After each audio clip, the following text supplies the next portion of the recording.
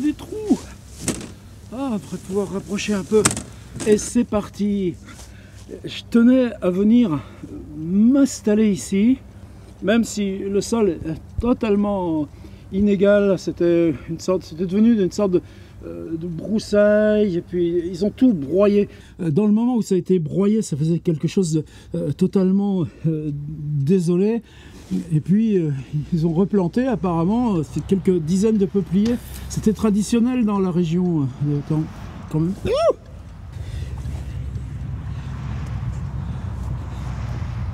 Les peupliers, ça pousse rapidement, en 3-4 décennies maximum, et ça se revend comme bois, évidemment, de commodité. C'est un bois très droit, de fût, et c'est tradition. Dans la campagne, un enfant naît, on plante un champ avec des peupliers. Quand il a 20 ans, hop là, on arrase les peupliers et ça lui fait un tout petit pécule qui a grandi tout seul. On n'est pas dans un lieu neutre. Alors évidemment, la table est toute de travers, toute bancale, mais ça ne devrait pas être si gênant.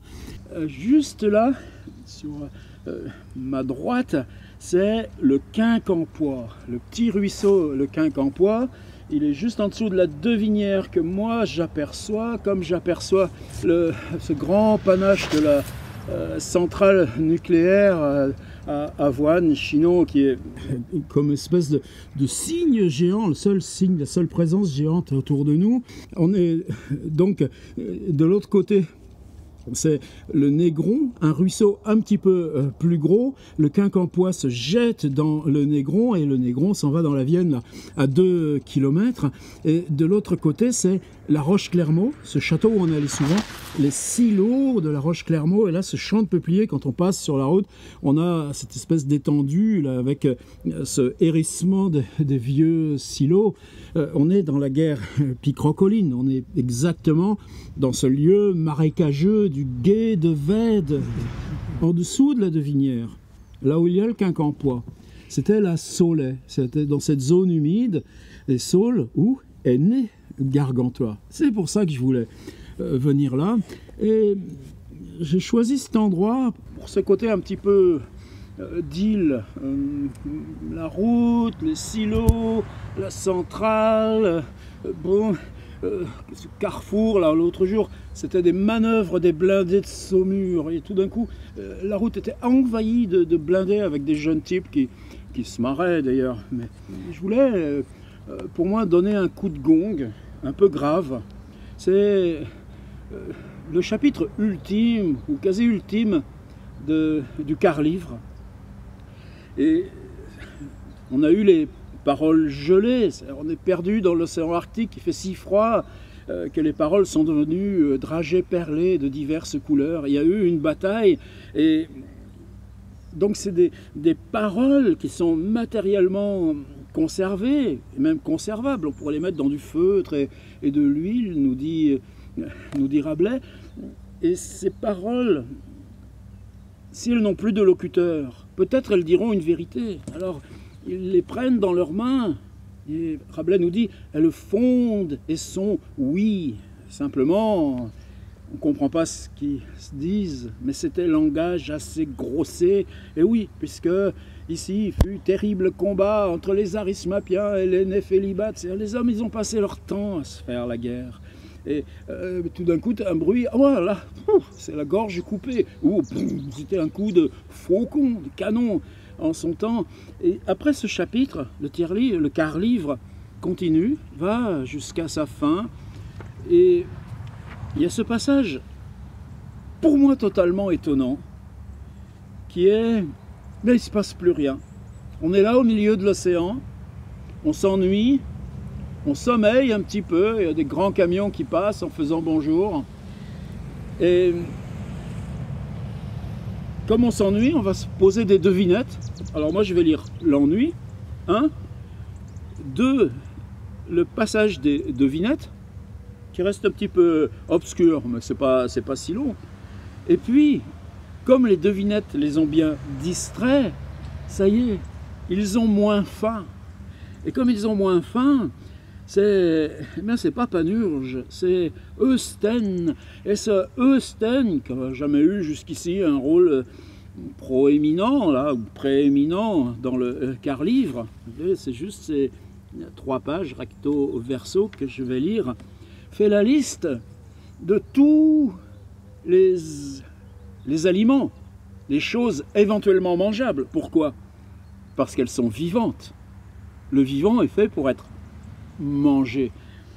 Et justement, il n'a plus envie d'en manger, donc tout va bien. Simplement, il fait une liste.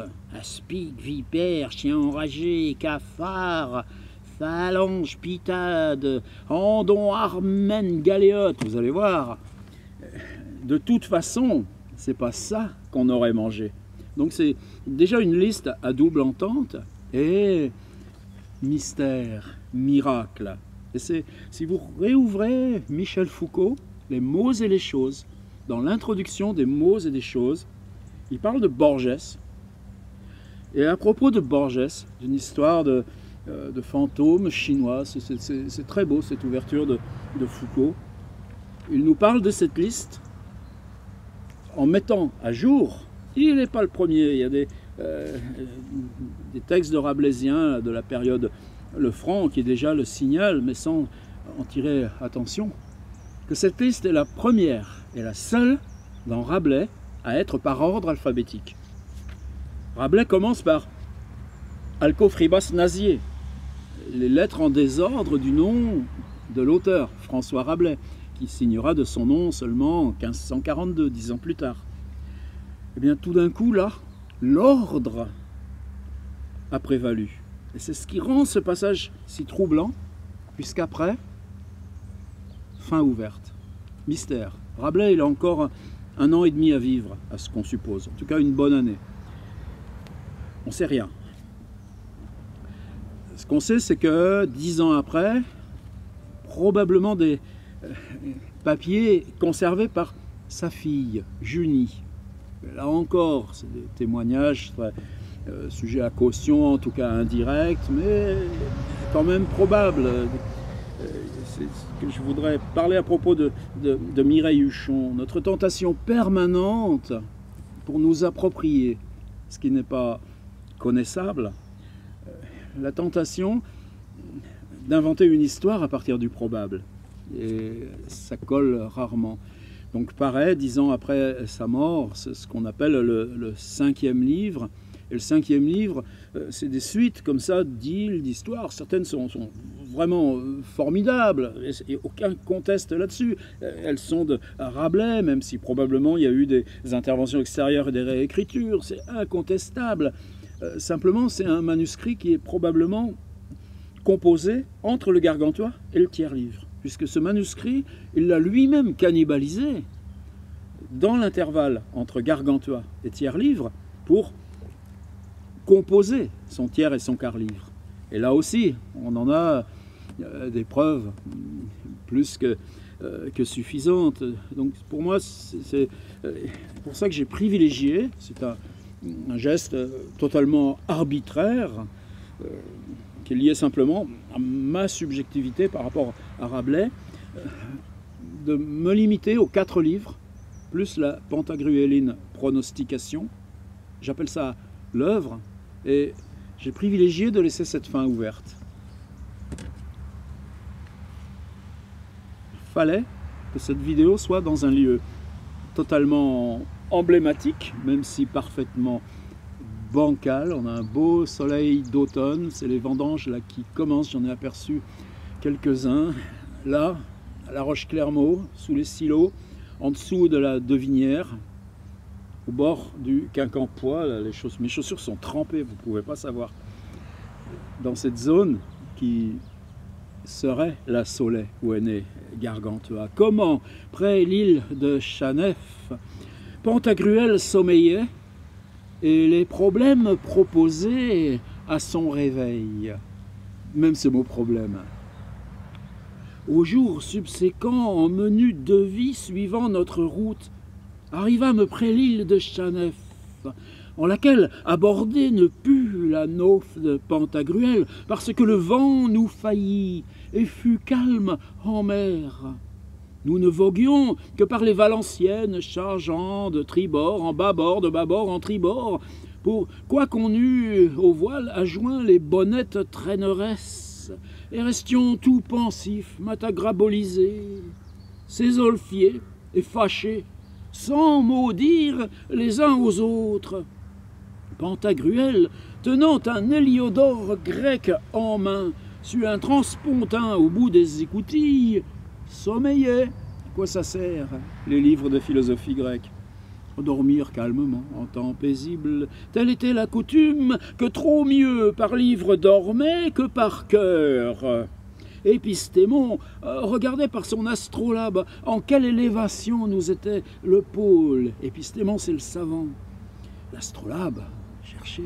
Frère Jean s'était en la cuisine transporté, et en l'ascendant des broches et horoscopes des fricassés, considérait quelle heure l'or pouvait être. Bah oui, le temps que ça cuise. Panurge, avec la langue, parmi un tuyau de Pantagruélion, faisait des bulles et gargoules, des petites bulles de savon. Gymnaste appointait les cure-dents de Lentis, Ponocrate rêvant rêvait et se chatouillait pour se faire rire, et avec un doigt la tête se grattait. Ça c'est une image.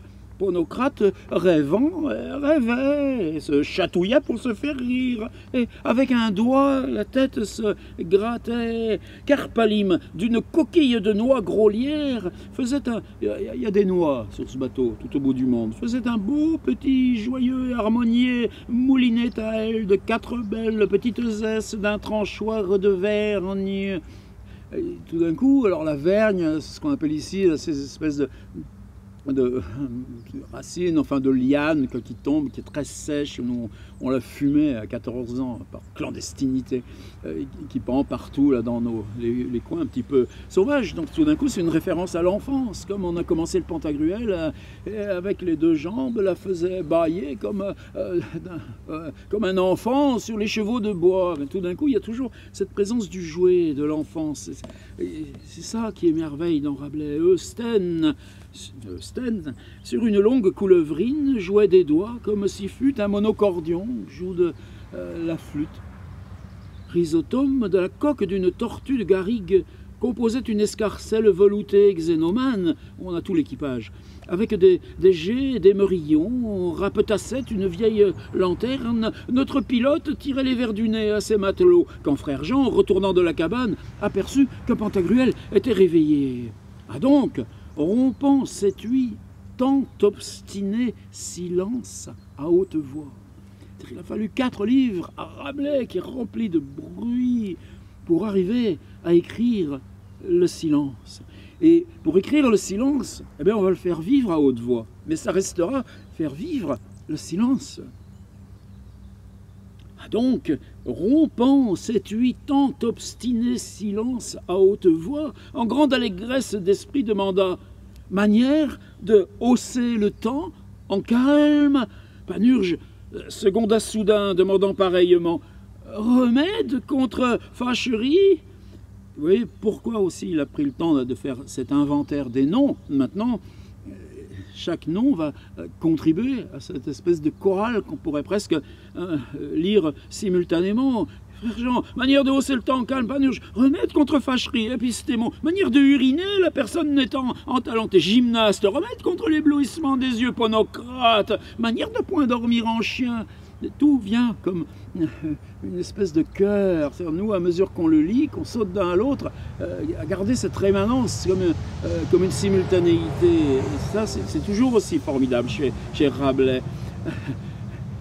Ah donc, rompant cette huit tant obstiné silence à haute voix, en grande allégresse d'esprit, demanda « Manière de hausser le temps en calme ?» Panurge seconda, soudain, demandant pareillement remède, vous voyez, seconda, pareillement. Il insiste sur le fait que chaque parole naît de la précédente.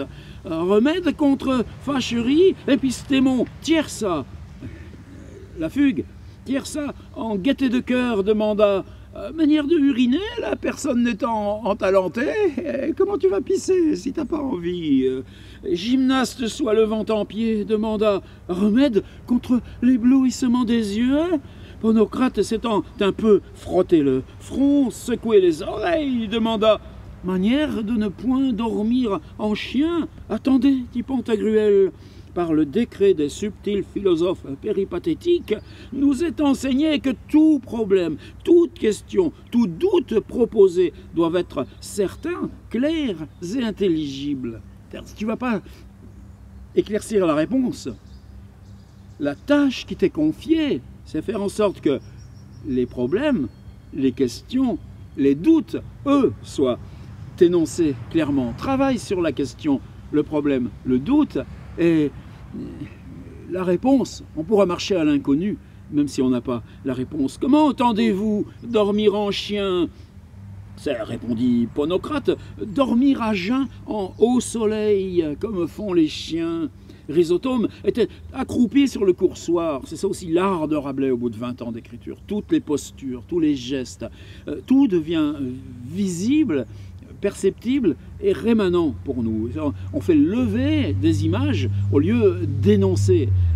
Rhizotome était accroupi sur le coursoir, a donc levant la tête profondément, bâillant, si bien qu'il par naturelle sympathie, excita tous ses compagnons à pareillement bâiller. Un qui bâille, tous qui bâillent, demanda remède contre les ossitations et bâillements. Xénomane, comme tout lanterné à l'accoutrement de sa lanterne, demanda manière d'équilibrer et balancer la cornemuse de l'estomac de mode qu'elle ne penche plus d'un côté que de l'autre. Carpalime, jouant de son moulinet, c'est ce qu'il avait fait avec des petites coquilles de noix mises sur des petites tiges et puis qui pouvaient tourner là, si vous le mettez là dans de l'eau vive. Carpalime jouant de son moulinet, c'était pour jouer. Quand mouvements sont précédents en nature, avant que la personne soit dite avoir faim, Eustène, oyant le bruit, accourut sur le tillac, et dès le cabestan s'écria, demandant pourquoi en plus grand danger de mort est l'homme mort à jeun d'un serpent jeun, que après avoir repu tant l'homme que le serpent. Pourquoi est la salive de l'homme à jeun vénéneuse à tous serpents et animaux vénéneux? Là on amorce ce qui va suivre avec la liste. Ami, répondit Pantagruel, à tous les doutes et questions par vous proposées, compète une seule solution, et à tous tels symptômes et accidents, une seule médecine. La réponse vous sera promptement exposée, non par longs ambages et discours de parole. Estomac affamé n'a point d'oreille, il noie, goûte, par signe, geste et effet serait satisfait. Il leur propose un jeu, là encore sur signes et paroles, comme on a eu dans le premier Pantagruel, comme avec Thomas, comme on a eu dans le tiers-livre avec Nas des Cabres. Mais là maintenant, le rôle du muet va être volontaire, farsesque. Et aurez résolution à votre contentement, comme jadis en Rome. Alors là, toujours cet art là de la petite histoire imbriquée, c'est-à-dire, hop, tu imbriques une histoire, tu as une ponctuation à l'exposer, et tu es prêt à redémarrer la suite. Comme jadis en Rome, Tarquin, l'orgueilleux, roi dernier des Romains, et se disant... Pantagruel touche à la corde de la campanile. Il fait semblant que c'est l'heure de manger. Frère Jean courut à la cuisine. Par signe, répondit à son fils Sexius Tarquin, étant en la ville des Gabins, lequel lui avait envoyé homme exprès pour entendre comment il pourrait les Gabins du tout subjuguer et à parfaite obéissance réduire. Le roi, susdit, soit défiant de la fidélité du messager, ne répondit rien. Seulement le mena en son jardin secret, et en sa vue et présence, avec son bragmar, coupa les hautes têtes des pavots, là étant. Le messager retournant sans réponse, au fils racontant ce qu'il avait vu faire à son père, fut facile par tel signe entendre qu'il lui conseillait trancher les têtes aux principaux de la ville pour mieux en office et obéissance totale, mal aux fesses, contenir le demeurant du menu populaire. Puis demanda Pantagruel, quels gens habitent en cette belle île de chiens? Tous sont, répondit Xénomane, variation. Là, on s'éloigne, on parle de l'île qu'on ne peut pas atteindre, et ça redevient encore un espace de critique sociale, ce qui fait la grande ponctuation. Je vais me changer un peu de place. Parce que ce truc, tu comprends, c'est tellement mou la Terre, qu'à mesure que je lis, il s'enfonce, il s'enfonce, il s'enfonce. Bientôt, j'aurais pu être que comme ça. Allez, je pose mon petit tabouret. On va remettre le micro un peu d'aplomb, puis on va lire comme ça. Puis demanda Pantagruel, quels gens habitent cette belle île de chiens? Tous sont, répondit Xénomane, hypocrite, hydropique, patenotrier, châtemite, centauron, cagot, ermite, tous pauvres gens, vivants, comme l'ermite de Lormont entre Blaye et Bordeaux.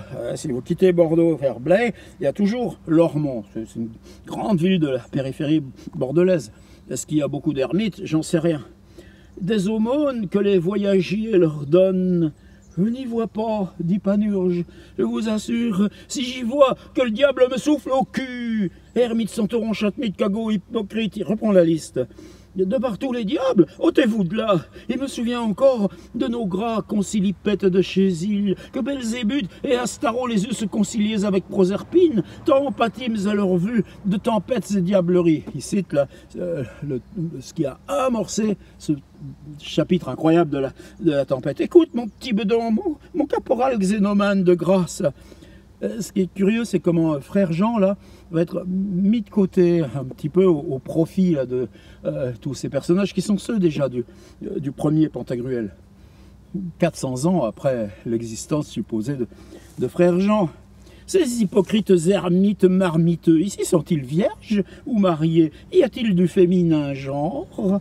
Ah, le mot genre avec le mot féminin, il était temps mon Rabelais. En tirerait-on hypocritement le petit trait hypocritique? Vraiment, dit Pantagruel, voilà là une belle et joyeuse demande. Oui, dia, répondit Xénomane, là sont belles et joyeuses, hypocritesse, châtemitesse, ermitesse, femmes de grande religion. Et il y a copie de petits hypocritillons, châtemitillons, ermitillons. On reprend toujours la même liste.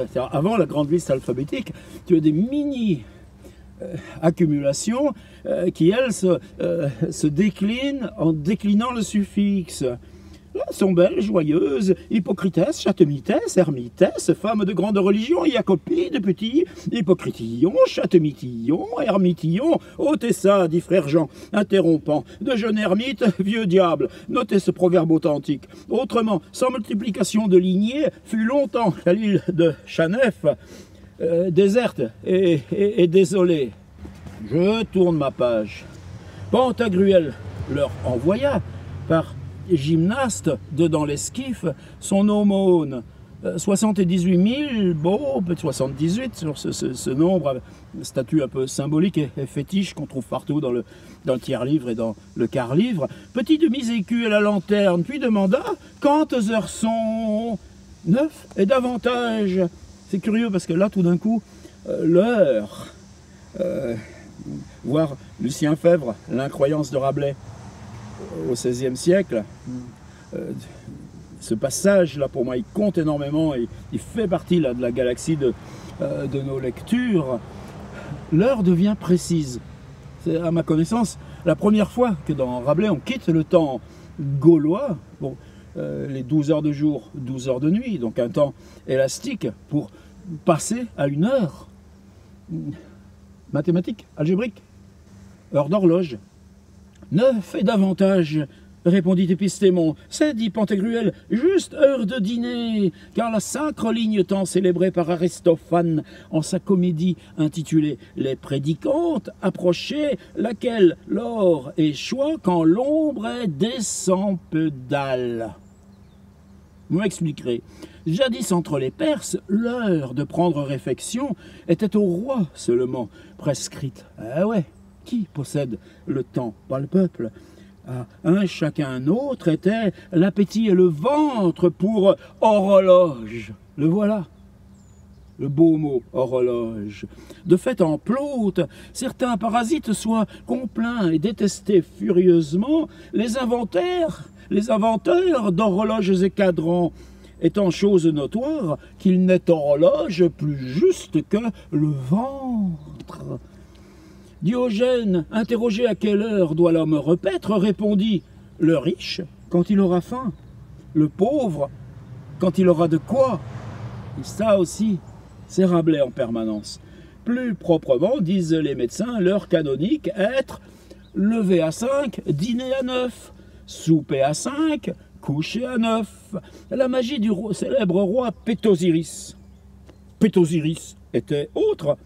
Ce mot n'était achevé quand les officiers de gueule, ça y est, on mange, dressèrent les tables et buffets, les couvrirent de nappes odorantes, assiettes, serviettes, salières. On a beau être sur un bateau tout au bout du monde, on respecte les usages, apportèrent tancards, frisons, flacons, tasses, nappes, bassins, hydris, frères Jean, associés des maîtres d'hôtel, escarques, panetiers, échansons, écuyers tranchants, croupiers, crédanciers, et à l'ordre social, t'as Pantagruel, tu as l'équipe, ses assistants, et puis ensuite, il y a les matelots, et entre les deux, les domestiques. Et les domestiques,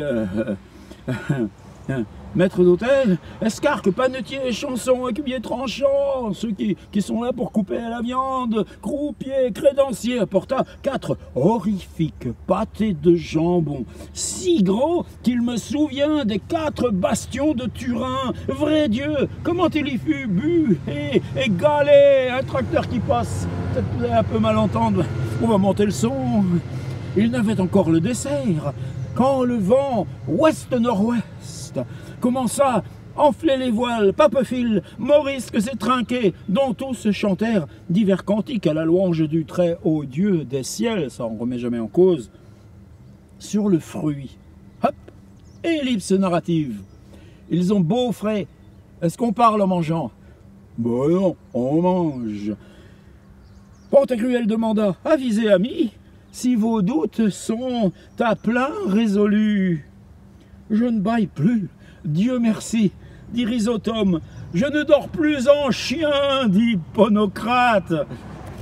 Je n'ai plus les yeux éblouis, répondit Gymnaste. Je ne suis plus à jeun, dit Eustène. Alors je vous fais encore, parce qu'il faut comprendre que là, il y a Toc Pantagruel qui donne le top départ, et contrairement à tout à l'heure, on était en chœur, on a quelque chose qui va être une... Tu secoues la manivelle... Je ne baille plus, Dieu merci, Rhizotome, je ne dors plus en chien, dit Ponocrate, j'ai plus les yeux éblouis, répondit Gymnaste, je suis plus à jeun, dit Eustène, pour ce jour d'aujourd'hui. Et voilà comment elle est introduite, la fameuse liste. Pour tout ce jour d'aujourd'hui seront en sûreté de ma salive, et cet ordre alphabétique qui va clore les 4 livres.